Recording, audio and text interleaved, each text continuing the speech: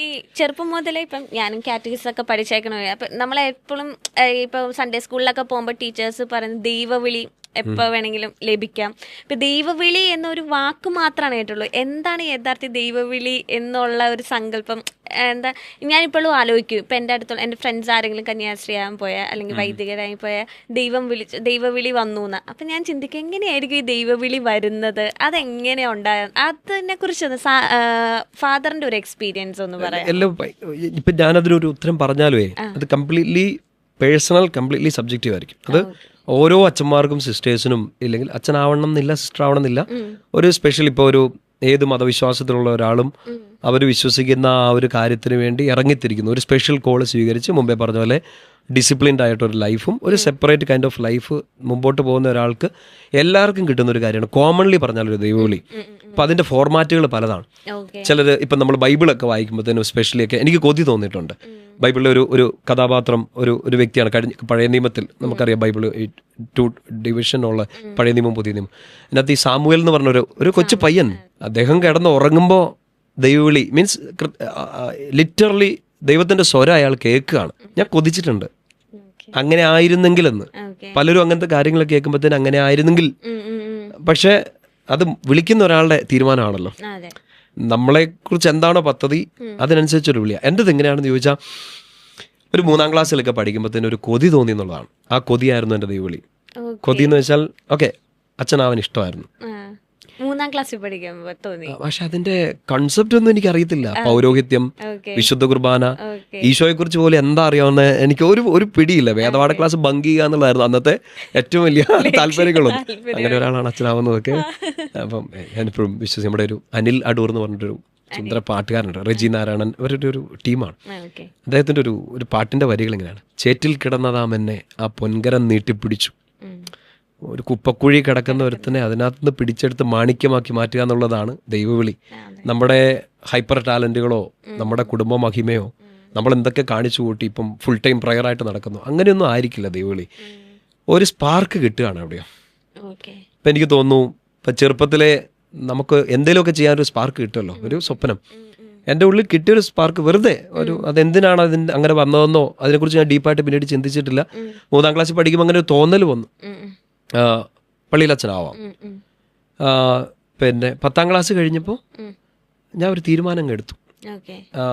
പക്ഷേ വിളി, ഈ ദൈവവിളി, ആ ചോദ്യത്തിൻ്റെതിൽ ചിന്തിച്ചാൽ ആ ദൈവവിളി കിട്ടുവാണോ ചെയ്തത്, അതോ ദൈവവിളിയുടെ ആ ഒരു ബ്യൂട്ടി എനിക്ക് മനസ്സിലായതാണ് കുറച്ചുകൂടെ എനിക്ക് എളുപ്പം. അതെനിക്ക് മനസ്സിലായത് അച്ഛനായി കഴിഞ്ഞിട്ടാണ്. അതിനുമുമ്പ് പലതവണ ഞാൻ ഇട്ടേച്ചു പോകാനൊക്കെ തീരുമാനിച്ചിട്ടുണ്ട്.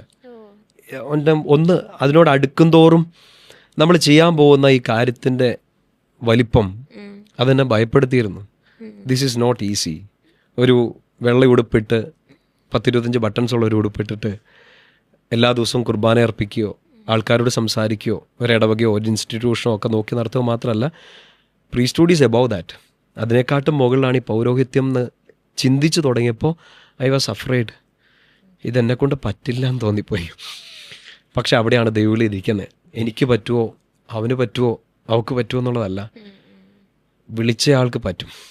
അതേലായിരുന്നു ദൈവവിളി. ഐ തിങ്ക് ജിൻസച്ചൻ്റെ ദൈവവിളി നിൽക്കുന്നത് ജിൻസച്ചനിലല്ല, വിളിച്ച ആളിലാണ്, ഈശോയിലാണെന്ന്. അതാ എൻ്റെ ലൈഫ് എന്നെ കാണിച്ചു തന്നെ. അച്ഛനായി കഴിഞ്ഞിട്ടാണ് അതിൻ്റെ ബ്യൂട്ടി എനിക്ക് പിടികിട്ടി. This is what priesthood is. ആദ്യം ഇത് വീട്ടിലെങ്ങനെയായിരുന്നു അച്ഛൻ പ്രസന്റ് ചെയ്ത? എനിക്കിങ്ങനെ ആഗ്രഹമുണ്ടെന്ന് അവർ മനസ്സിലാക്കുവാണോ അതോ അച്ഛനായിട്ട് തന്നെ പോയി പറയുകയായിരുന്നു ചെയ്തത്? ഞാൻ സെമിനാരിൽ പോയി നോക്കാം എന്നേ പറഞ്ഞോളൂ. ഓക്കെ.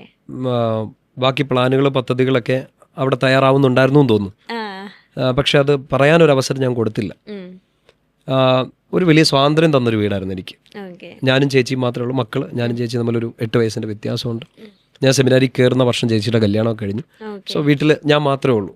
അപ്പം അന്നത്തെ കാലത്ത് മെയിൻലി ഇങ്ങനെ ഒറ്റപുത്രന്മാർ, ഈ ടാഗ് ലൈൻ ഉണ്ടായിരുന്നു, ഈ ഒറ്റപുത്രന്മാർ സെമിനാരിൽ പോയാൽ ശരിയാവില്ലെന്ന്. പക്ഷെ അന്ന് ഒത്തിരി നിരുത്സാഹപ്പെടുത്തലുണ്ടായി പലരിൽ നിന്നും. വീട്ടിൽ നിന്ന് നിരുത്സാഹപ്പെടുത്തലായിരുന്നോ പ്രോത്സാഹനമാണെന്ന് എനിക്കറിയത്തില്ല. ചാച്ചൻ എന്നോട് ചോദിച്ചു, നീ എപ്പോഴാണ് തിരിച്ചു വരുന്നതെന്ന് ചോദിച്ചു. അമ്മ ചോദിച്ചു, എന്നാത്തിനാന്ന് ചോദിച്ചു. ചേച്ചി ചോദിച്ചത്, ആരെ കാണിക്കാനാടാന്ന് ചോദിച്ചു. ഇതൊക്കെയായിരുന്നു കിട്ടിയത്. പക്ഷേ ദേ ഡിഡ്ന്റ് സേ നോ. അതിനെയാണ് ഞാൻ അവർ തന്ന സ്വാതന്ത്ര്യം, എൻ്റെ അപ്പനും അമ്മേനോട് കാണിച്ച ഏറ്റവും വലിയ സ്നേഹത്തെ ഞാൻ അങ്ങനെ കാണുന്നത്. അവർ പോകണ്ടെന്ന് പറഞ്ഞില്ല, നീ ഒന്നേ ഉള്ളല്ലോ എന്ന് പറഞ്ഞില്ല. കാരണം അവർക്കും ദൈവവിളിയെക്കുറിച്ച് അത്ര ബ്യൂട്ടിഫുൾ ആയിട്ട് മനസ്സിലായിട്ടാണോ എന്ന് എനിക്കറിയില്ല. ബേസിക് പ്രാർത്ഥനയും ബേസിക് സ്പിരിച്വാലിറ്റി ഒക്കെ ഉള്ളൊരു കുടുംബമായിരുന്നു. കയറ്റിറക്കം ഒക്കെ ഉണ്ടായിരുന്നു. നോ പറഞ്ഞില്ല, പോയി നോക്കാം എന്നുള്ള രീതിയിലേ പറഞ്ഞുള്ളൂ. പോയി. അല്ല, ഇപ്പൊ അച്ഛൻ പറഞ്ഞതിനെ കൂടെ ഞാൻ യോജിക്കുകയാണ്. ലൈക്ക് ഇപ്പൊ 2 പുത്രന്മാരുണ്ടെങ്കിലും എല്ലാവർക്കും എന്താ പറയാ, കന്യാസ്ത്രീ ആകാൻ വിടുക അല്ലെങ്കിൽ വൈദികനായി വിടുക, മാതാപിതാക്കൾക്ക് ഒരു സങ്കടമുണ്ട്. ചിലവരുടെ മനസ്സിൽ, അല്ലെങ്കിൽ ഓഫ് കോഴ്സ് ഞാൻ തന്നെ പറഞ്ഞിട്ടോ, അയ്യോ ഒരു കുടുംബത്തിൽ ഒരാളുണ്ടായിരുന്നുള്ളൂ വൈദികനായപ്പോ. അപ്പം നിങ്ങളുടെ തിരുപ്പട്ടമൊക്കെ ഞാൻ കണ്ടിട്ട് ഇങ്ങനെ പട്ടം കൊടുക്കുന്ന സ്വീകരണം അല്ലെങ്കിൽ സിസ്റ്റേഴ്സിന് അത് കൈമാറുന്ന സമയത്ത് മാതാപിതാക്കൾ ഭയങ്കര കരച്ചിലായിരിക്കും. അവരുടെ കരച്ചിൽ കാണുമ്പോൾ നമുക്ക് ഭയങ്കരമായിട്ട് സങ്കടം വരും. ഇപ്പം എൻ്റെ ഒരു റിലേറ്റീവിൻ്റെ ഒക്കെ അങ്ങനെ നടന്നപ്പോൾ അവർ ഭയങ്കര പൊട്ടിക്കരയാണ്. ഫങ്ഷൻസ് ഒക്കെ പക്ഷേ നല്ല രസമുണ്ട്. അപ്പം നമുക്കും ഒരു ഭയങ്കരമായിട്ട് ഒരു സങ്കടം, അയ്യോ ഇത്രയും വലിയ കൊച്ചു മരിച്ചു പോകണമെന്ന്. പക്ഷെ ആ കരച്ചില് സങ്കടത്തിൻ്റെതല്ല. അത് ഏതൊരു വൈദികന്റെയും സിസ്റ്ററിന്റെയും അപ്പനോടും അമ്മയോടും ചോദിച്ചു നോക്കിയോ, അവര് കരഞ്ഞത് ആനന്ദത്തിൻ്റെതാണ്, ഒരിക്കലും സങ്കടത്തിൻ്റെതല്ല. കാരണം അവർക്ക് കരയാനാണെങ്കിൽ അത് നേരത്തെ കരയും. അയ്യോ അവൻ സെമിനാരി പോയോ, അവൾ മടത്തി പോയോ എന്നോർത്ത് കരയാനാണ് നേരത്തെ കരയും. അച്ചമ്പട്ടം കിട്ടുന്ന, ആ തിരുപ്പട്ടം കിട്ടുന്ന അന്നുള്ള കരച്ചിൽ അത് ആനന്ദത്തിൻ്റെയാണ്, സ്വർഗീയ കണ്ണീരാണ്. അത് എനിക്കറിയാവുന്ന എല്ലാ വൈദികരുടെയും മാതാപിതാക്കൾ, എൻ്റെ അപ്പനും അമ്മയും എല്ലാം. എൻ്റെ ചാച്ചൻ ഒരിക്കലും കരയാലാത്ത ചാച്ചൻ്റെ കണ്ണുവരെ ഞാൻ നിറഞ്ഞു കണ്ടു. അത് ആനന്ദത്തിൻ്റെതാണ്. ആ ദിവസത്തിൻ്റെ പ്രത്യേകത എങ്ങനെയാണ് നമുക്കത് എനിക്ക് തോന്നുന്നത് എക്സ്പ്ലെയിൻ ചെയ്യാനൊന്നും പറ്റുകയില്ലാത്തതാണ്. പിന്നെ ഓഫ് കോഴ്സ് പേരൻസിന് ചിലപ്പോൾ പേടിയുണ്ട്. ഈ അടുത്തിടയ്ക്ക് എന്നോട് ഒരു ചേട്ടൻ ഇങ്ങനെ അദ്ദേഹത്തിൻ്റെ മോൾക്ക് വേണ്ടി പ്രാർത്ഥിക്കണം എന്നു. ഞാൻ പറഞ്ഞാൽ പ്രാർത്ഥിക്കാം. എന്നാ ചേട്ടാ പ്രാർത്ഥിക്കണ്ടേ? അച്ഛാ അവള് നല്ലതായിട്ട് പ്രാർത്ഥിക്കും അച്ഛാ, അവള് നന്നായിട്ട് പ്രാർത്ഥിക്കും, പള്ളിയിലൊക്കെ പോവും, നല്ലൊരു കൊച്ചാച്ചാ. എനിക്കൊരു പേടി, അവളെ മഠത്തിലെങ്ങാനും പോകുന്ന എനിക്ക് പേടിയാണെന്ന്. അപ്പം അച്ഛൻ പ്രാർത്ഥിക്കണം എന്ന്. എന്ത് പേടിയുണ്ട് മാതാപിതാക്കൾക്ക്, പല കാരണങ്ങളായിരിക്കാം. ചിലപ്പോൾ ഈ ഒറ്റ കുഞ്ഞേ ഉള്ളൂ, ഇപ്പം ആ കൊച്ചിനെ മഠത്തിലോ സിസ്റ്റർ അച്ഛനാവാനോ ഒക്കെ വിട്ടാൽ ഞങ്ങളെ ആര് നോക്കും? വളരെ ബാലിശമായൊരു ചിന്തയാണത്. ഈ ഒരാൾ ഇവിടെ ഉണ്ടെന്ന് വിചാരിച്ച് അയാൾ നോക്കും തന്നെ എത്ര ഉറപ്പാണ്? Look around. ഞങ്ങൾക്ക് അവിടെ ഒരു അനാഥാലയമുണ്ട്. 162 അപ്പച്ചന്മാരമ്മച്ചിമാരുണ്ട്. മക്കളുള്ളവരാ, 1, 2, 5, 10, 162. ഞാൻ പറഞ്ഞേ, ഞാൻ നിൽക്കുന്ന കോട്ടയം പാമ്പാടിയിലെ ഒരു കുഞ്ഞ് അനാഥാലയത്തിൻ്റെ കാര്യം പറയണേ. 162 പേര്. Think about whole Kerala. മക്കൾ ഒരാളുണ്ട്, അവരെ വിടാനില്ല. ഇത് എപ്പോഴും ഞാൻ പേഴ്സണലി ഫീൽ ചെയ്യുന്നത്, അതിപ്പം എല്ലാവർക്കും ഡൈജസ്റ്റ് ചെയ്യണമെന്നില്ല.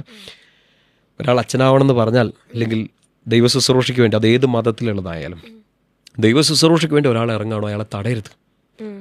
തടഞ്ഞാൽ അത് നമ്മുടെ ബാക്കിയുള്ള വഴികളെല്ലാം അടഞ്ഞു പോകും. എനിക്ക് ഞാൻ കണ്ടിട്ടുണ്ട് അങ്ങനെ ലൈഫുകൾ. പ്രത്യേകിച്ച് ഒരു ക്രിസ്ത്യൻ കൺസെപ്റ്റിൽ നിന്ന് ഒരു പ്രീസ്റ്റ് എന്ന നിലയിൽ ഞാൻ പറയുകയാണെങ്കിൽ, നിങ്ങളുടെ മകനോ മകളോ സിസ്റ്ററാവനോ അച്ഛനാവനോ ആഗ്രഹം പ്രകടിപ്പിക്കുകയാണോ, അതിൻ്റെ 2 സൈഡും പറഞ്ഞു കൊടുക്കുക. കാരണം it's not an easy life, പ്രത്യേകിച്ച് ഈ ഒരു കാലഘട്ടത്തിൽ. ഇതെല്ലാം എന്തൊക്കെയോ ആണ്, എല്ലാം ഭയങ്കരമാണ്. നോ, അങ്ങനെയൊന്നുമല്ല. നല്ല ബുദ്ധിമുട്ടേറിയ ഒത്തിരി ചലഞ്ചസ് ഉള്ള ലൈഫാണ്. അത് ഏറ്റെടുക്കാൻ പറ്റുമെന്ന് മാതാപിതാക്കൾക്ക് പറഞ്ഞു കൊടുക്കാം. അതിലുള്ള ഒരു ബോധ്യം അവർക്ക് തീർച്ചയായിട്ടും ഉണ്ടാവണം. അവർ പോകണം എന്ന് പറഞ്ഞാൽ അവരെ ഒരിക്കലും നിരുത്സാഹപ്പെടുത്തരുത്. എനിക്ക് എൻ്റെ അപ്പനും അമ്മേനോട് കാണിച്ച ഏറ്റവും വലിയ നന്മയായിട്ട് ഞാനതാ കാണുന്നത്. ഞാൻ പോകണമെന്ന് പറഞ്ഞു. എന്നെക്കുറിച്ച് വലിയ പ്രതീക്ഷയൊന്നും ഉണ്ടായിരുന്നില്ല, പക്ഷെ പോകണ്ടെന്ന് അവർ പറഞ്ഞില്ല. പോയി നോക്കുമെന്ന് പറഞ്ഞു. ഓരോ വഴികളല്ലേ, ദൈവിക വഴികളാണ്. ഈ ഇത്രയും വർഷം ഈ സെമിനാരി ജീവിതം ഇതൊക്കെ എപ്പോഴെങ്കിലും തോന്നി, എന്നെ കൊണ്ട് പറ്റില്ല, അല്ലെങ്കിൽ ഇട്ടിട്ട് വരാം, അല്ലെങ്കിൽ തിരിച്ചു വരാം എന്ന് തോന്നിയ നിമിഷങ്ങൾ ഉണ്ടായിട്ടുണ്ടോ അച്ഛൻ്റെ ജീവിതം? ആദ്യമായിട്ടാണോ, രണ്ടാമതായിട്ടാണോ, മൂന്നാമതായിട്ടാണോ, ലാസ്റ്റ് ആയിട്ടാണോ? ഒത്തിരി വട്ടം തോന്നിയിട്ടുണ്ട്. Many times. ഫസ്റ്റ് ഇയർ കഴിഞ്ഞപ്പോൾ എനിക്ക് തോന്നിയിട്ടുണ്ട്. ഓക്കെ. കാരണം എന്തായിരുന്നു ലാസ്റ്റ് ഒക്കെ പട്ടം കിട്ടുന്നതിൻ്റെ തലേ ദിവസം എനിക്ക് തോന്നി. That was A most severe one. എനിക്ക് ഭയമായിരുന്നു. അൾത്താരയോട് അടുക്കാൻ എനിക്ക് പേടിയായിരുന്നു. കാരണം കയറി ചെല്ലാൻ പോകുന്ന എങ്ങോട്ടാണെന്ന് എനിക്കറിയാം. ഞാൻ വായിച്ചറിഞ്ഞതും ഞാൻ മനസ്സിലാക്കിയതുമായ ആ ദൈവം അത്ര വലിയൊരാളായതുകൊണ്ടും അത്ര പരിശുദ്ധനായതുകൊണ്ടും ആ ബലിപീഠത്തെ തൊടുക എന്നുള്ളത് എനിക്ക് പേടി തോന്നിപ്പോയി. രാത്രിയിൽ എൻ്റെ അമ്മ മുട്ടുകുത്തി നിന്ന് പ്രാർത്ഥിച്ചു, ഇവൻ നിൽക്കണേ എന്നല്ല, നിൻ്റെ സ്വരം കേൾപ്പിച്ചു കൊടുക്കണേ എന്ന്. അതെന്നെ മുമ്പോട്ട് നയിച്ചു എന്നുള്ളതാണ്. പലതവണ അതായിരുന്നു ഏറ്റവും സിവിയർ ആയിട്ടുള്ളത്. ഫിലോസഫി ഫസ്റ്റ് ഇയർ പഠിക്കുന്ന സമയത്ത് ഞാൻ കൺഫ്യൂസ്ഡായി ഞാൻ റെക്ടറച്ചനോട് പറഞ്ഞു ഞാൻ പോവാന്ന് പറഞ്ഞു. റെക്ടറച്ചൻ പറഞ്ഞു എന്ത് പറ്റിയെന്ന് ചോദിച്ചു. ഞാൻ പറഞ്ഞു അറിയില്ല. അച്ഛനോട് പറഞ്ഞു നീ ഈ പുസ്തകങ്ങളൊന്നും ഇനി വായിക്കേണ്ടത് എന്നോട്. ഫിലോസഫി സമയമാണ്, നമ്മൾ കടും വായനയുടെ സമയമാണ്. എന്നോട് പറഞ്ഞു അതൊന്നും വായിക്കണ്ട ഇപ്പം തോന്നുന്നു, നിങ്ങൾ കുറച്ച് നേരം ബൈബിളും കൂടെ വായിക്കാൻ പറഞ്ഞു. ഞാൻ പറഞ്ഞു ഞാൻ ബൈബിൾ വായിക്കുന്നുണ്ട്, എൻ്റെ ഒരു 2 വിശുദ്ധരുടെ പുസ്തകം എടുത്തു തന്നു. ഞാൻ പറഞ്ഞു അച്ഛാ ഇത് ഞാൻ വായിച്ചിട്ടുണ്ടെന്ന് തോന്നുന്നു. ആൻഡ് ഒരു ദിവസം ഒരു ഓഗസ്റ്റ് 12-ാം തീയതി ഐ ടുക്ക് എ ഡിസിഷൻ. ഡോക്ടേഴ്സിനോട് പോയി പറഞ്ഞു ഞാൻ പോകാൻ തോന്നുന്നു. ഓഗസ്റ്റ് 13-ാം തീയതി ആന്ധ്രയിലാണ് പഠിച്ചുകൊണ്ടിരുന്നത്, ആന്ധ്രയിൽ കർണൂൽ എന്ന് പറഞ്ഞ സ്ഥലത്ത്. ബസ്സും പിടിച്ചിങ്ങ് തിരിച്ചു പോകുന്നു ഞാൻ നിർത്തിപ്പോന്നു. എത്ര വർഷം കഴിഞ്ഞിട്ട് ഇത് സംഭവം? സെമിനാരി കയറി 3, 4, 5-ാമത്തെ വർഷം ഫിലോസഫി ഫസ്റ്റ് ഇയറിൽ ഐ ജസ്റ്റ് ക്വിറ്റഡ്. എനിക്കത് പൗരോഹിത്യം ഇഷ്ടമില്ലാഞ്ഞിട്ടല്ല, ഐ വാസ് കൺഫ്യൂസ്ഡ്. അവിടെയാണ് എനിക്ക് തോന്നുന്നു മുമ്പേ ചോദിച്ചാൽ ദൈവവിളി എനിക്ക് നന്നായിട്ട് മനസ്സിലായത് അവിടെ വെച്ചാണ്. ഇത് ശരിക്കും ഉള്ളതാണെങ്കിൽ, അതായത് ഇത് ജിൻസ് എന്നൊരു പയ്യൻ്റെ തീരുമാനമല്ല, എന്നെ കൊണ്ടുപോയ അച്ഛന്മാരുടെ തീരുമാനമല്ല, എൻ്റെ സഭയുടെ തീരുമാനമല്ല, ഇത് ശരിക്കും ഈശോയുടെ നാളെ എനിക്കൊരു പുരോഹിതനാവണമെന്നുണ്ടെങ്കിൽ ആ ദൈവത്തിൻ്റെ വിളിയാണെങ്കിൽ അത് ഉണ്ടാകും. ഒരു പരീക്ഷണം അങ്ങ് നടത്തി നോക്കി. ദൈവത്തെ പരീക്ഷിച്ചല്ല, എൻ്റെ ദൈവവിളിയെ ഞാൻ പരീക്ഷിച്ചതാണ്. ഞാൻ നിർത്തുക എന്നല്ല എഴുതി കൊടുത്തു, ഞാൻ എടുത്തു ഐ നീഡ് എ ബ്രേക്ക് എന്ന് പറഞ്ഞ് എഴുതി കൊടുത്തു. ഡോക്ടർ അച്ഛൻ സമ്മതിച്ചു. He was A very saintly person. എനിക്ക് വേണ്ടി പ്രാർത്ഥിച്ചു. മോനെ നീ എടുക്കുന്ന തീരുമാനമാണ് വലുതെന്ന് പറഞ്ഞു. ആ അച്ഛനും നോ പറഞ്ഞില്ല, എസും പറഞ്ഞില്ല. You decide. എനിക്ക് തോന്നുന്നു അതാ ഞങ്ങൾ സെമിനാരിക്കാർ അനുഭവിക്കുന്ന ഏറ്റവും വലിയ സ്വാതന്ത്ര്യം തോന്നുന്നു. നമ്മൾ മനുഷ്യരൊക്കെ അനുഭവിക്കുന്ന സ്വാതന്ത്ര്യമല്ലേ, we can take a decision എന്നുള്ളതേ. ഓക്കെ, ഓഫ് കോഴ്സ് നമ്മൾ പല ചോദ്യങ്ങൾ ഫേസ് ചെയ്യേണ്ടി വരും. ഞാൻ ഒത്തിരി ചോദ്യങ്ങൾ ഫേസ് ചെയ്യേണ്ടി വന്നു. പക്ഷേ എനിക്ക് ഉറപ്പായിരുന്നു ഞാൻ അറിഞ്ഞെടുത്ത തീരുമാനമാണെന്ന്. I need an answer. 13-ാം തീയതി പോന്നു, 14-ാം തീയതി നാട്ടിലെത്തി. ഓഗസ്റ്റ് 15-ാം തീയതി സ്വാതന്ത്ര്യദിനമാണ്. ഒപ്പം തന്നെ നമ്മൾ ക്രിസ്ത്യൻസിന് അത് പരിശുദ്ധ അമ്മയുടെ സ്വർഗാരോഹണ തിരുനാളാണ്. ഒരമ്മ കെട്ടിപ്പിടിക്കുന്ന പോലെയൊക്കെ എനിക്ക് തോന്നി. ഞാൻ 5-6 മാസം വീട്ടിൽ നിന്നു. And that was the life changing moment. 6 മാസം കൊണ്ട് ഞാൻ എന്നാ ചെയ്യുന്നു വെച്ചാൽ എനിക്ക് പറ്റാവുന്ന അത്രയും പുസ്തകങ്ങൾ വായിച്ചു, ഇരുന്ന് ചിന്തിച്ചു, കുറച്ച് ആൾക്കാരെ പോയി കണ്ടു, പ്രൊവിൻഷ്യൽ അച്ഛനെ പോയി കണ്ടു. ഞാൻ നിർത്തിപ്പോകുന്ന എടുത്ത പ്രൊവിൻഷ്യൽ അച്ഛനെ പോയി കണ്ടു. അവസാനം ഒരു ഏപ്രിൽ മെയ് മാസം ആകുമ്പോഴത്തേനും എൻ്റെ ഉള്ളിലൊരു വെളിച്ചം കിട്ടി, ഒരു ക്ലാരിറ്റി കിട്ടി. ഞാൻ എൻ്റെ അന്ന് ഇൻചാർജായിരുന്ന ആൾക്ക് കത്തയച്ചു. ജൂണിൽ തിരിച്ചു വരാൻ പറഞ്ഞു, ജോയിൻ ചെയ്തോളാൻ പറഞ്ഞു. ആക്ച്വലി ഭയങ്കര ബുദ്ധിമുട്ടുള്ള കാര്യം അത്, ഒരാൾ ഇറങ്ങിപ്പോയാൽ. പക്ഷേ ഞാൻ ഇറങ്ങിപ്പോയിട്ടും അവർക്ക് തിരിച്ചു വിളിക്കണമെങ്കിൽ ദൈവവിളി ഉണ്ട്. എനിക്കത് ബോധ്യം കിട്ടി. തിരിച്ചറിവ് കുറേ കൂടെ, അതിൻ്റെ സൗന്ദര്യം കുറേ കൂടെ തിരിച്ചറിഞ്ഞത് തീർച്ചയായിട്ടും മുമ്പേ പറഞ്ഞ പോലെ അച്ഛനായി കഴിഞ്ഞിട്ടാണ്. പക്ഷെ എനിക്കൊരു ദൈവവിളി ഉണ്ടെന്ന് എനിക്ക് തിരിച്ചറിഞ്ഞത് ഇത് വേണ്ടാന്ന് വെച്ച ഒരു സമയത്താണ്. Let me take a break. ഞാൻ ഒന്ന് തീരുമാനിച്ചിട്ട് എടുക്കാം. അതായിരുന്നു എനിക്ക് തോന്നുന്നു എൻ്റെ ലൈഫിൽ ഞാൻ എടുത്ത ഏറ്റവും നല്ല ഡിസിഷൻ. സെമിനാരി പോകുക എന്നതിനേക്കാൾ സെമിനാരിയിൽ നിന്നൊന്നും നിർത്തി വീണ്ടും പോകുക എന്നുള്ളതായിരുന്നു. ജീതു ജോസഫിന്റെ ഒരു മൂവിയുണ്ട് മെമ്മറീസ്, അച്ഛൻ കണ്ടിട്ടുണ്ടോ? വല്ലാത്തൊരു ചോദ്യമല്ലേ. നിങ്ങൾ പുരോഹിതന്മാർക്ക് എല്ലാത്തിനും ഒരു ഉത്തരവുണ്ട്. ഡയലോഗാണോ പറയാൻ വേണ്ടേ? അല്ല, ആ ഒരു വീഡിയോ അതെന്ന് വെച്ചിട്ടുണ്ടെങ്കിൽ ബൈബിൾ കോട്ട്സും കൊണ്ടാണ് മൂവി പൊക്കോണ്ടിരിക്കുന്നത്. അത് എൻഡ് ചെയ്യുന്നതും ഒരു ബൈബിൾ വചനം കാണിച്ചുകൊണ്ട് അല്ലെങ്കിൽ ഒരു അർത്ഥം വെച്ചോണ്ടാണ്. സിനിമയുടെ ട്വിസ്റ്റും അതെ, ഒരു ബിബ്ലിക്കൽ ഫിഗറാണ്. അതെ, ബിബ്ലിക്കൽ മലയിലെ പ്രസംഗം. അതെ. അപ്പം അതില് പൃഥ്വിരാജിനോട് നമ്മുടെ അച്ഛനായിട്ട് നെടുമുടി വേണു സാറ് ചോദിക്കുന്ന ഒരു ചോദ്യം. ഇപ്പം ഈ അച്ഛൻ അതിന് ഉത്തരം പറഞ്ഞിട്ടില്ല. ഇപ്പൊ എന്റെ മുന്നിൽ, എന്റെ പോഡ്കാസ്റ്റിന്റെ മുന്നിൽ ഒരു വൈദികൻ, ഒരു പുരോഹിതൻ ഇരിക്കുന്നുണ്ട്. അച്ഛൻ ഇതിന് മറുപടി. ആദ്യം വീഡിയോ ഒന്ന് പ്ലേ ചെയ്യാം.